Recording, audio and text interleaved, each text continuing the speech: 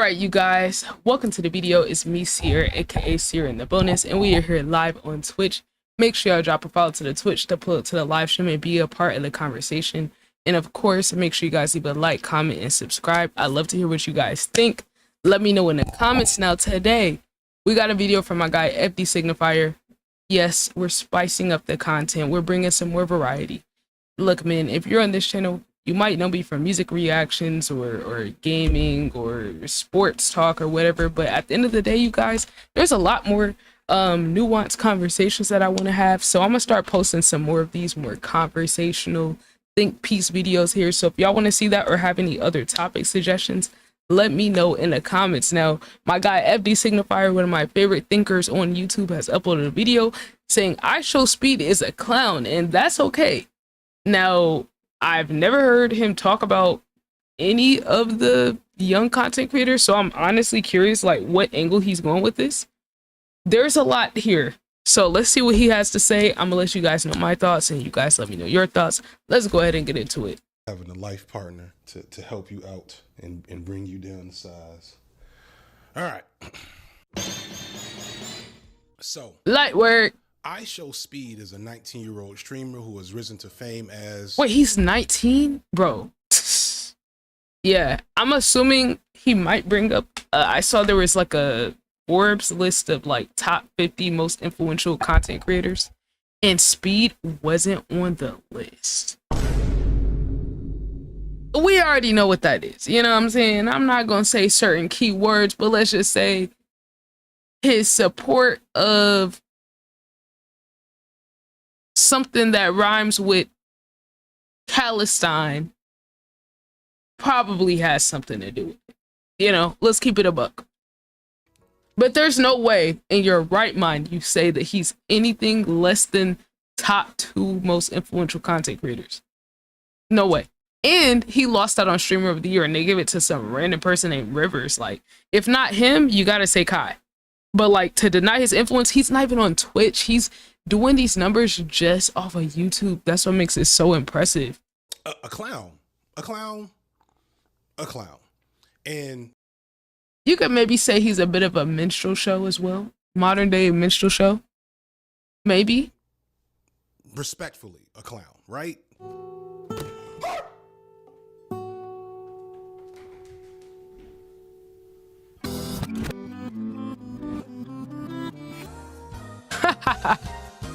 Like some would say cool, and that's also fair, but I'm starting to think... I wouldn't say all that though. I wouldn't call him a raccoon. That clown is... It's a character. Term, and this is evidence of me softening on the discourse around Ishowspeed, and if that sounds ridiculous to you, just let me get to the end of the video. There's a lot of discourse in the Black Twitter, YouTube, media, social media streets about Ishowspeed's persistent behavior since he was a teenager and his rise to fame because of that behavior for good. Yes, he's so young, bro. I don't know how long Speed's been doing this, but dude, like, I just understand I'm not Speed's target audience, so I'm not gonna like sit here and overreact to what he does or doesn't do. Because his audience is like people that's like my niece and nephew's age, and they're like, what, 14 and 12? So like, it's not gonna appeal to me. I'm 23 at this point. This isn't my type of content, but that doesn't mean I have to trash on it either. Reason he, along with people like Kai Cenat, represent a complex challenge for Black identity and representation in modern media. This is something that some of my peers such as Turb, Lil Bill, Redux City, and others have discussed in the past, pointing out the inherent problem of how their over-the-top and often buffoonish behavior is impossible to disentangle from their Black skin and their large white audiences. Both Speed and Kai Cenat have on more than a few occasions crossed the line between being Black entertainers and being minstrels, along with other moments of, let's say, bad optics and bad takes. Speed, on many an occasion in his earlier years, would say some pretty shitty stuff about women or to women online, and just kind of like really, I hate to say it, very typical teenage behavior in online gaming spaces. What? What? Bitch? Is a bitch?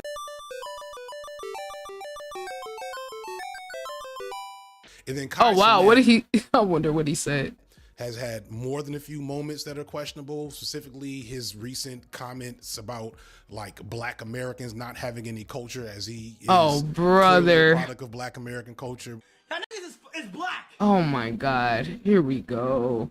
Yo, what is it with the non-Black Americans from other like countries or the islands, like with their anti, I mean, obviously all of us have a little anti-Blackness, but like, what is it with the disdain for African American Black people in particular? You're black. You're just black. You're just fully American. You're African American, bro. That's it. But we're trying to be nice this video. I'm trying to be nice to the young folks. And this is being generous. This doesn't even include the objectification of women or the women hate, but that's prevalent with most men. So I don't, you know, it's not even notable for real. Be nice to the babies. Nice to the babies. I'm too old to be fighting the young people like I sometimes do. So I'm trying to set an example. And that's because lately I've been trying to be more empathetic to the reality of what they're doing.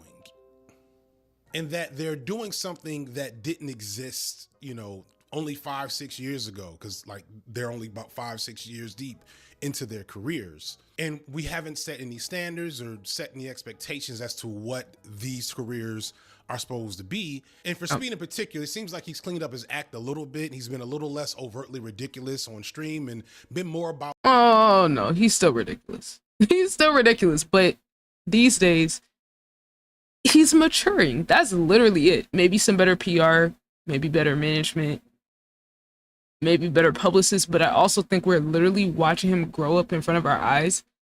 And I try to remind that of people all the time, how young a lot of these people are, bro. Like, if the average person's life was broadcast on the internet in their early teen and early 20s, we'd be all types of canceled left and right. Now, I'm still in my early 20s, but I can only imagine if I was on camera on the internet since, what, 15 or 16? Digital footprint will be insane. But as for Speed, like, we're seeing who he is as a person. We're seeing his beliefs. We're seeing what he stands for, his values, things like that. And I feel like that gives more range and allows people to actually get to know him, the individual, outside of this like caricature of himself that he puts like on the internet. And personally, I think it's been cool. And I'm not even a person that was like super invested in Speed. I mean, I always had a general respect for him, considering the grinding, the hard work, all that. But now I feel like we're getting to like get to know who the actual person is. I don't remember his actual name, but we're seeing more of that now. And I respect him not straying away from difficult conversations or topics just because he has a big platform, because a lot of people in his position won't say anything at all. Even if they have all the money and the clout, they want that acceptance or, oh, that potential brand deal or, oh, that potential award they could get to not be affected by them making a stand on something that they believe in. And for that, I gotta give the young man credit. I mean, I feel like a lot of the younger generation kind of stand on business in that sense a little more than some other people, and maybe it's because they have their own platform and their own brand. They're able to do that a little more. Being this over-the-top character, and maybe because Speed's an individual, he can do it. And it probably has something to do with his actual character as a person, because you don't just make a stand on something like, you know what this flag represents. You don't make a stand on something like that just because. You have to actually believe that. Traveling the world. I hadn't paid much attention to this type of content. Obviously, it's not for me until I saw this clip of Speed barking at a dog. That's his thing. Oh my God.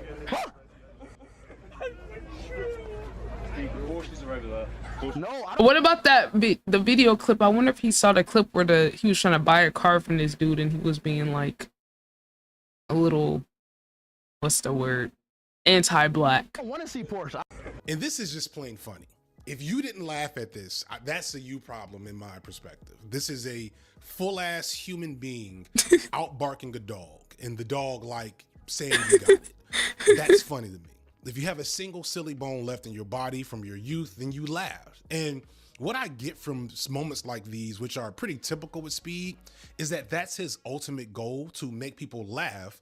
And while it's impossible not to be faced with the constrictions of race when you're acting as a clown, which we'll get to in a moment, there's a purity to this that I think we should spend more time to appreciate, and maybe pull back a little bit on the hypercritical lens that we look at this through. Cause it hit me while watching this that if Speed were white, his behavior wouldn't bother me the way it sometimes does. And I know this because Speed is not the first character of his kind. In fact, he's the latest in a lot of modern public gesture figures going back decades at this point. And reminds me a lot of a specific popular figure from when I was his age.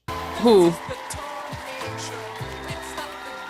Oh, this must be before my time. This is a crazy pause of hell.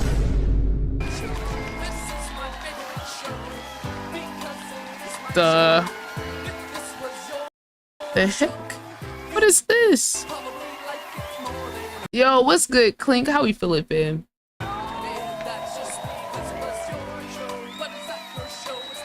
Hey, thank you, Clink. Appreciate you, fam. W Clink in the chat.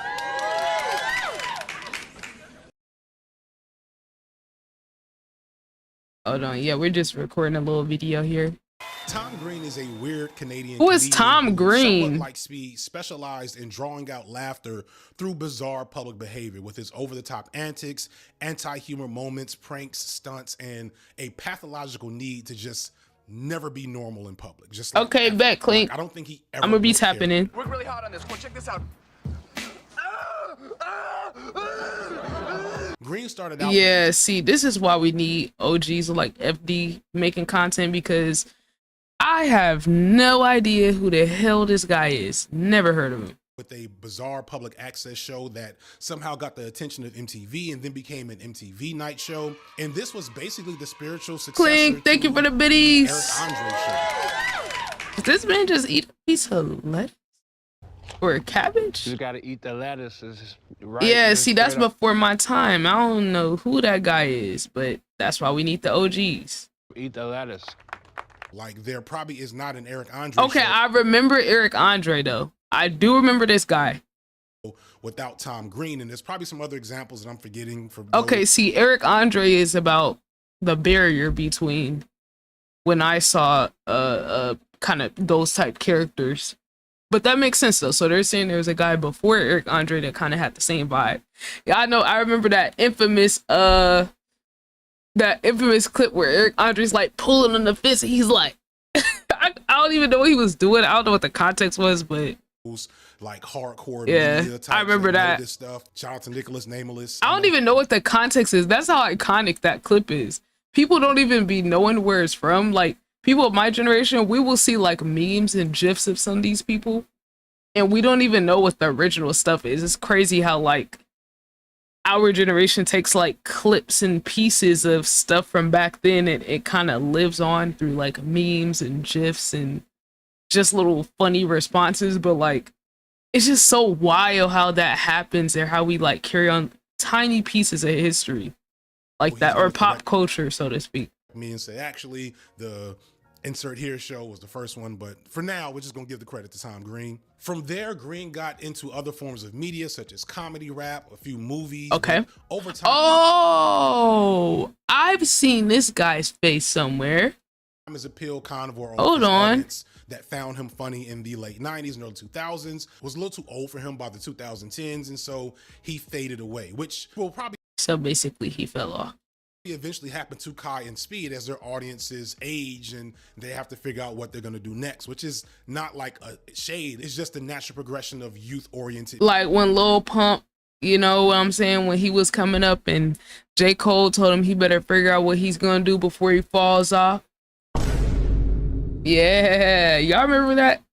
1985, all right. That's crazy. He really did roast that man and then do a sit down interview with him. Like, that was such a crazy time in history. You know, I really want to do a video on like J. Cole's history as a content creator, because I feel like he's one of the few rappers that I feel has been doing content for years consistently through his own media. Like, I mean, not to say that a label, you know, labels have done content and stuff for artists and things like that, but you can tell J. Cole is like the person behind uploading. I'm talking, he has content, vlogs, interviews going back, like, he has that stuff going back over 15 or 16 years. Yo, Chef J with the 10,000 biddies. What's good, Jay? How we doing, fam? How we doing? Hope you're having a good day. Media figures. Now, Speed and Green aren't I'm telling you, bro. See, I'm collecting J. Cole content.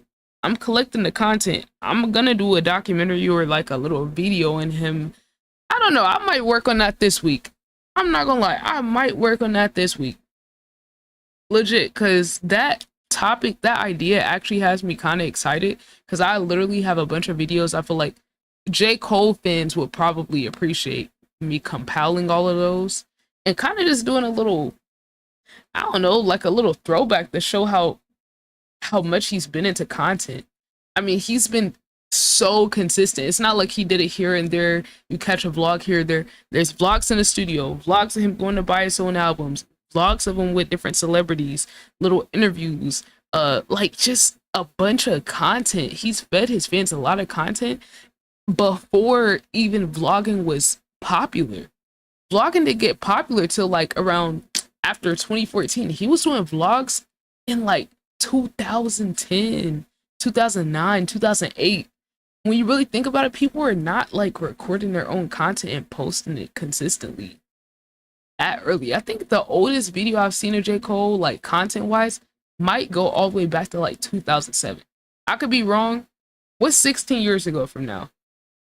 10 years ago would have been, yeah, I think, yeah, it's 16 years old. So I'm telling y'all, J. Cole been on it. And again, Speed's blackness and like his physical presence specifically are inherent parts of his appeal. There's something to the fact that Speed is not a small guy, unlike Kai Cenat, no shade. And like Speed low-key is a world-class athlete. Like in another life, Ishowspeed is playing. Yeah, Speed can do everything, bro. I don't know about y'all, but I saw that video where he jumped over the car. That was crazy. Cornerback for Ohio State right now. He is legitimately a world-class athlete, which is something he showcases in a lot of his content. No way that gets demonetized. But the overall formula for this type of media is the same, and a similar thing could be said for figures like Andy Dick and Pauly Shore, and before who's that? Andy Kaufman, and probably plenty of I others. kind of feel like I've seen this guy doing this same type of content, this same type of having the same media personality for decades, a generation probably. And yes, all of these guys were controversial at times and had haters who were not fans of their antics. But like most white men, they were allowed to just be representative of themselves. Yeah, not antics. the whole. And Speed. Oh, that's a good point. That's a good point. It's tough, man. It's tough because the anti-blackness is ingrained so deep that we're just naturally self-conscious of ourselves and other people that are in our community that are black, because so many of us still feel like to this day what other black people does represents us. So we're so aware of it, and I can't blame people for that. I hate that it affects us in that way, but it's like that's kind of just a result of society though. And that don't have that privilege. They're arguably the most visible and popular young black men in the world right now, at least from a specific vantage point. And they are not just expected, but low-key required to be representative of all young black men. Their actions and inactions speak for black people, whether we want them to or not, whether they want to or not.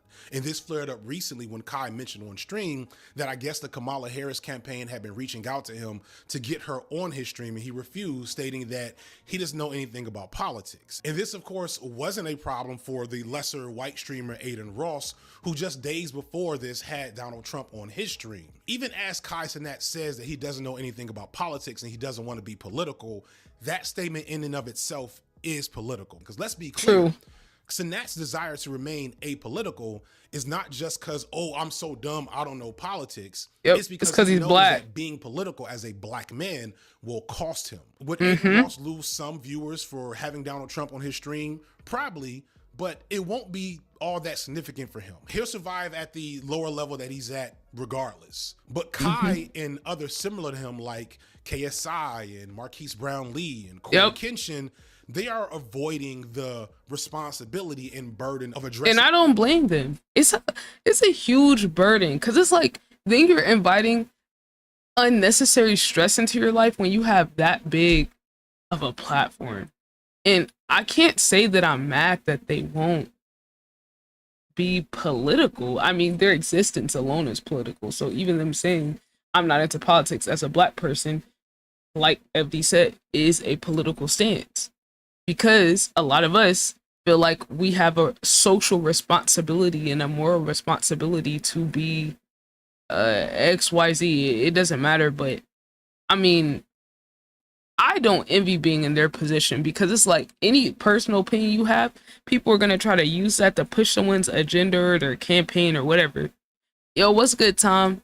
Black struggle within their content. The ugly truth is that there are consequences that occur when black people in the public eye dare to overtly engage with the reality of their inherently political existence. The pro-blackness in me wishes they would make the sacrifice to do that work. But it's like, what are they gonna do, bro? At the end of the day, they're not educated. I don't want them to pretend to be educated on a topic and then talk about something that they know nothing about, and then misinform people with their platform. I'd rather they just not say nothing personally.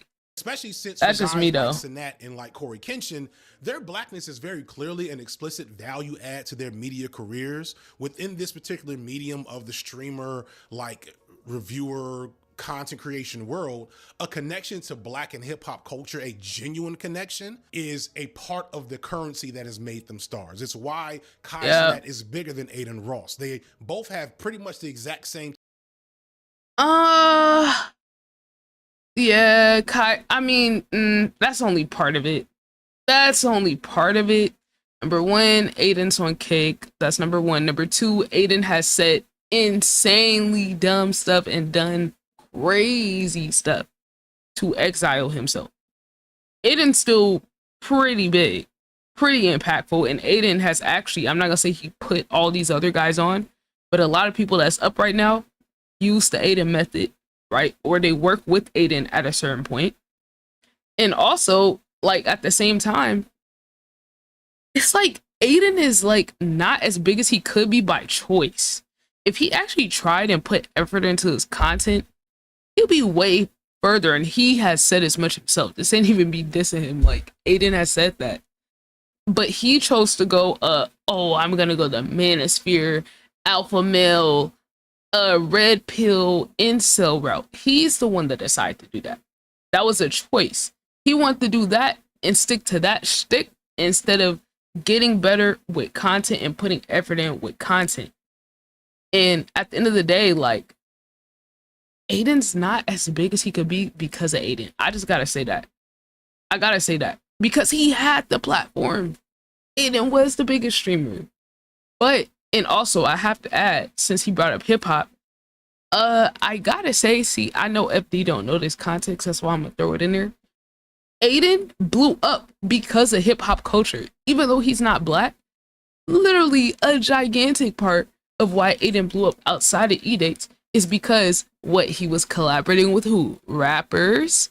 He got rappers on his stream. He was making such jokes to rappers. He had Lil Uzi on his stream. He had Lil Yachty. Any rapper you could think of, he's had them on their stream, freestyling, unreleased music, this, that. That's a huge part of why Aiden is big. Because of his connection to hip hop culture, even though one could argue, is it as authentic as a black person's connection to a hip hop culture? No, but y'all, literally some of Aiden's biggest moments are freestyles or collab streams with this or that rapper. So it's interesting how Aiden blew up off of that, right? But he still does some of it here and there. But like Kai Snap kind of took that and then took it to a different level because he actually puts effort into his content. It's why Kai Sinat is bigger than Aiden Ross. They both have pretty much the exact same type of... But Kai's just cooler, though. He's cooler, he's funnier, he's more brand safe, he's less outrageous. I mean, Kai's just better, bro. You know, lowbrow, you know, antics-based content. but Kai Cenat being black makes it a little more pure to his audience. This is why it's a problem. But I'm not going there today. I'm not going there today. For Corey Kenshin, this isn't quite the same, but still it allows him to stand out amongst his white peers. The gaming world is a little yes. And I also think what you could say, it's not even the hip hop or that has something to do with it with these people, but it's also the fact, like, he's going to them being black. The fact that they are black in a white dominated space means they have a larger market share of people that are also black and brown that are going to watch them, because there's not a lot of other people representing that's at that level. So it snowballs their growth even more than someone that's white doing it, because it's like, what other big black, that sound crazy, but what other big black content creator? Oh my God, BBC. Oh my God, that's kind of crazy. But like, what other big black content creator is close to the size of Kai and Speed or Corey Kenshin in their own respective spaces? It's not a lot of options. So it's like, if this space is white dominated, then all of a sudden you get a black person that's actually good content, entertaining, funny. They put effort in. Of course, everyone's gonna gravitate towards them. It makes sense.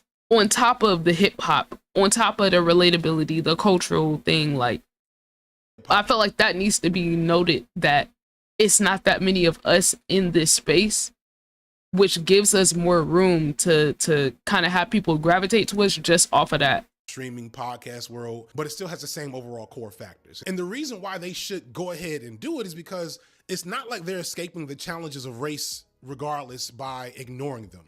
To give credit where it's due, Corey Kenshin was bold enough to speak on his— He did. I remember this. I didn't even know who Corey Kenshin was. This might have been the first time I saw Corey Kenshin. I know some people are going to be like, what? How do you not know? Look, I did not grow up with a lot of black gamers, and I did not even realize there was a side to YouTube with black gamers. But if I discovered it, I probably would have been watching him.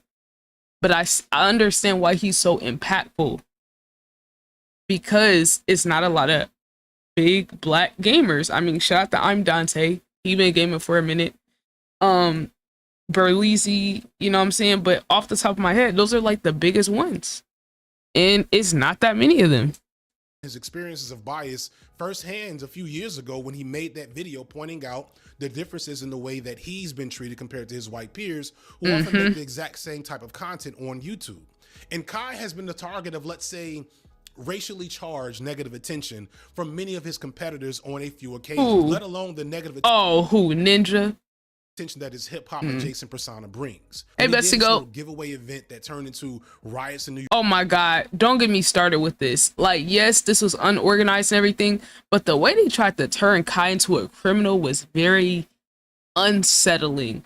We'll just say I didn't like the way people talked about him with this whole shebang. New York City a few years back, an event that definitely had its fair share of white participants. The coverage in response to it was clearly colored with the fact that he had assembled so many unruly BIPOC youth.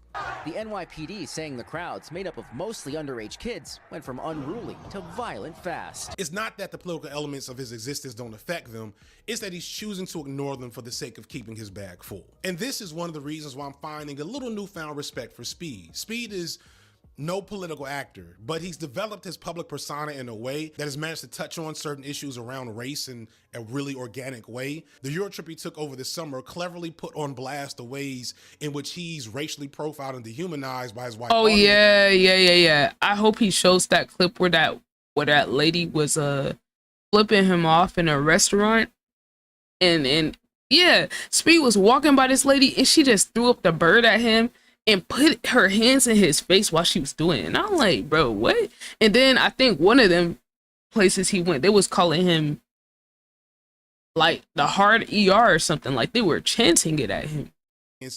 Even as a famous rich streamer, whether it be being called the N-word by people that proclaim to be his fans.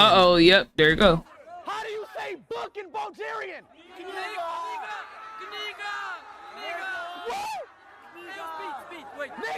Bro, no, bro, I can't keep doing this shit. Or having white mobs try to rip out his hair just to get a piece of it. Yeah, that was crazy, bro. They literally ripped his hair out.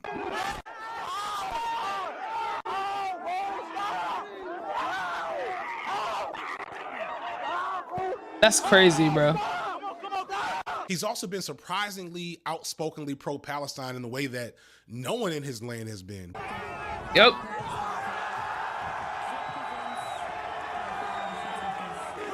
Free Palestine, man.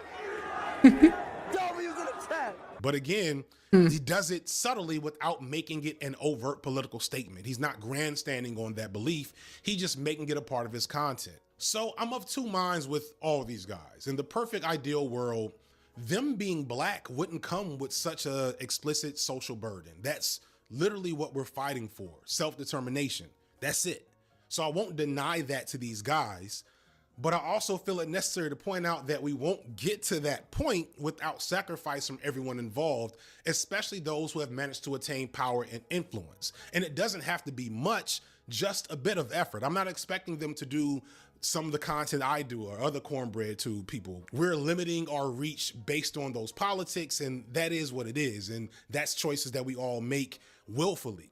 But like a sprinkling of this shit, or at least, I mean, I feel like that maybe that applies to the other dudes, but Speed has been pretty vocal about being pro-Palestine. I mean, he's donated like over 50,000. He's said free Palestine over and over. He just cooked this girl who, I don't know where he was at, but he was streaming. This girl was like, oh yeah, I'm a Zionist. He's like, what does that mean? She explained, and she was like, she was like, you should be a Zionist too. He was like, why would I be a Zionist? no. So, I mean, I feel like how much more overt do you want him to get than that? Because he knows there's a cost associated with it, and he's still standing on it. The other creators involved, he's the youngest one. And the other creators can't even say they inch close to saying anything of the sort. And it's not just a thing he said just one time. It's happened multiple times. Know enough not to say shit like Kai Cenat said when he said black Americans don't have culture. You're not Ghanaian. Some people just aren't smart, bro. We don't want people speaking on everything. You're not Dominican. You're not Puerto Rican. You're not Cuban. You are American. I farted so loud. I don't want them giving speeches. I don't want them, you know, trying to become like political streamers when they don't know what they're talking about.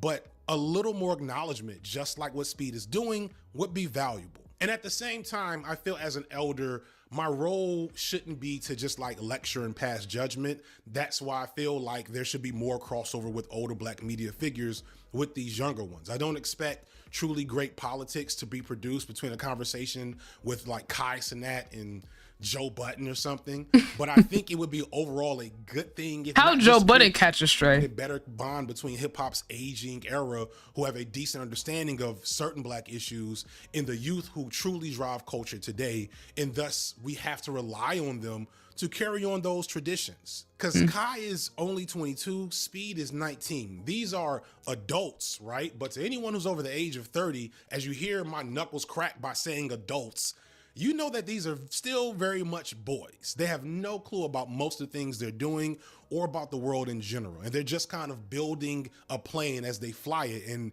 emerging as these major figures in media, when a couple of years ago, they were in their own rooms in their houses, just streaming video games. And don't get me wrong, I do want folks like Turb and Reduxity and people who are in their age demographic to continue to critique them and hold them to account. But it's also important to imagine a future where these guys exist and like grow beyond their station. Yes, everything that happens and exists on the internet is permanent, and people will always want to hold you to whatever your worst take was, but that doesn't have to be exactly where you exist in perpetuity. I never thought I'd be making a somewhat positive video about Ishowspeed, but that's the power of time and growth. Speaking of growth, my ambitions as a creator are growing. Oh, Nebula. It's likely that most of you have watched or at least heard about my Behemoth video analyzing and explaining the cultural and Oh historical. my God. We still didn't react to this. We're going to react to this. The reaction probably going to be like 5 or 6 hours long. So if y'all want to see that, it will come soon. I'm going to have to dedicate a whole stream to reacting to it. but we will get to it one day, because you can't just sit and watch part of that. It has to be a full-blown conversation. Will happen. If you're watching on YouTube, make sure you drop a follow to the Twitch to come to the live stream if you guys want to be here for that, because I know that's a good video. I just know it is. And I think he's gonna have some interesting perspectives in there too. So, historical significance of the recent beef between Kendrick Lamar and Drake. That video is my most watched video ever, and it's shown me what is possible when I have time and resources to make my videos into more than just some shit I post on YouTube. The video also helped. oh, shout out to Nebula. If I could, I would definitely get it. But yeah, that'd be bit But though. this can't happen without your help and support, because Nebula. W, let's see what the comments say. Let's see what the comments thought. Shout out to RDC for finding a balance. What RDC be talking about? What they mean?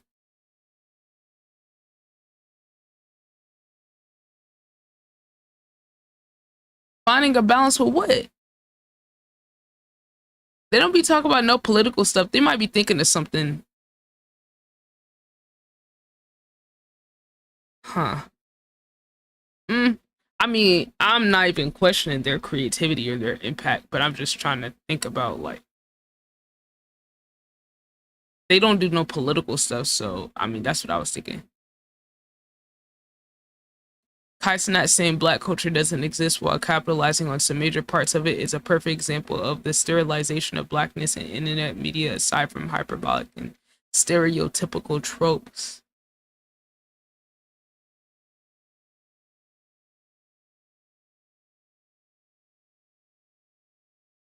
I feel like this man has been 19 for a decade now, right? When is he turning 20? The thing about people like Speed representing black men is so real. I had an international student as a dorm mate last year from India in a few days, and he said, "You were much quieter than I expected you to be. I thought you'd be more like Ishowspeed or something," which is wild. Like, these casual stereotypes happen all the time, but this was much more blatant. Shows how we're represented internationally. Oh, wow. Jesters will do jesters things, as is tradition for thousands of years. Physical humor is underappreciated art.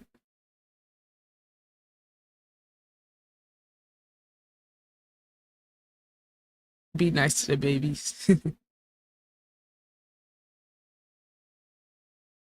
They're the token black friends for kids who otherwise don't have one. Parasocial relationships are the bulk of relationships for Zoomers and Alpha. Watching their streams is hanging out with their cool friend or paying them dance from the bitter rather than longing for ankle. I don't know what they mean, but I hear Gen Alpha kids talk about Kai and Speed like they hang out with them every day because they literally spend more time with streamers than any other human. Hour with the teacher here, hour with friends, hour family, then in between, before and after all that is watching streams or their clips or chatting in Discords about them. True.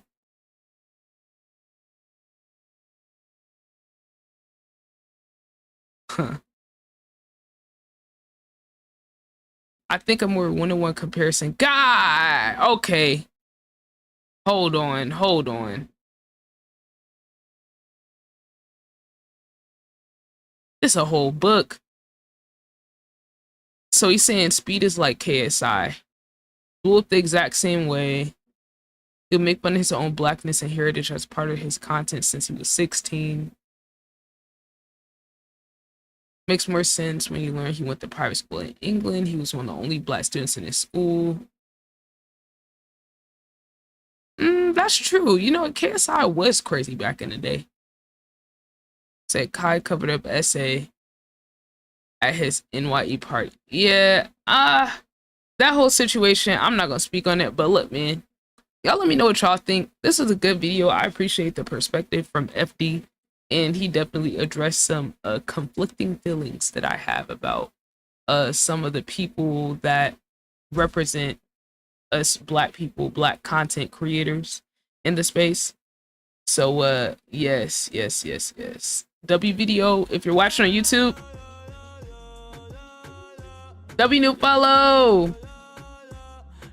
If you're watching on YouTube, please make sure you guys drop a like, comment, and subscribe. And like I said, drop a follow to the Twitch to pull to the live stream. The link is pinned in the comments in the description. Appreciate you guys checking the video out. And until next time, you guys, we are out.